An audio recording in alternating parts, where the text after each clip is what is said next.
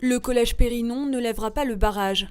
Pas tant que le rectorat ne changera pas son calendrier. Les enseignants refusent d'attendre le mois de juin pour savoir si oui ou non 2 de leurs classes vont fermer. L'établissement perdra 14 élèves à la rentrée 2018.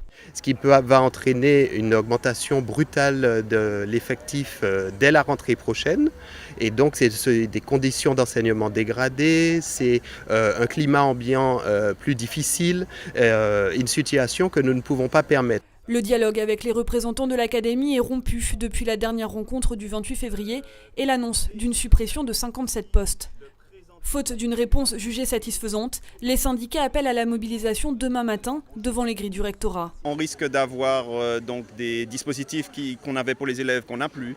On risque d'avoir des enseignants qui ne sont plus sur un seul établissement mais qui sont sur 2, donc qui n'ont plus la disponibilité, qui n'ont plus la possibilité d'aider toujours les élèves. C'est-à-dire qu'ils ne peuvent plus faire les réunions pédagogiques qui leur permettent d'avancer sur certains cas particuliers. C'est ce genre de choses en fait, c'est vraiment des choses concrètes qui finalement desserrent les élèves. Le syndicat SE-UNSA dénonce un double discours de l'État et un démantèlement de l'éducation nationale au niveau local. Les spécificités de notre territoire ne seraient pas prises en compte. Nous demandons que justement on puisse maintenir le maintien des moyens qui sont actuellement alloués à l'Académie de la Martinique pour permettre justement que nous fassions ce diagnostic partagé et qu'on puisse inscrire l'Académie de la Martinique en zone rurale pour le maintien des moyens.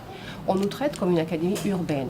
Or, toutes les missions parlementaires qui sont venues en Martinique disent bien que c'est lorsqu'ils sont venus en Martinique qu'ils ont compris qu'on ne pouvait pas nous attribuer des critères d'académie urbaine.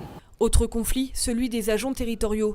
Malgré la grève, ce matin, les grilles des lycées Schellcher et Bellevue étaient à nouveau ouvertes. Les chaînes qui étaient posées depuis maintenant jeudi dernier n'étaient plus là ce matin. Donc nous n'avons pas forcé de cadenas, rien du tout. Nous n'avons fait qu'ouvrir le portail. Les enseignants étaient nombreux, ils étaient tous là. Les élèves beaucoup moins. Justement, j'espère que demain, si les choses restent en l'état et ne dégénèrent pas, j'espère qu'ils seront tous présents puisqu'il faut à tout prix que les cours reprennent. En cours de journée, un accord a été trouvé avec les élus de la CTM. Une charte tripartite entre la collectivité, le rectorat et les agents territoriaux sera établie pour améliorer leurs conditions de travail.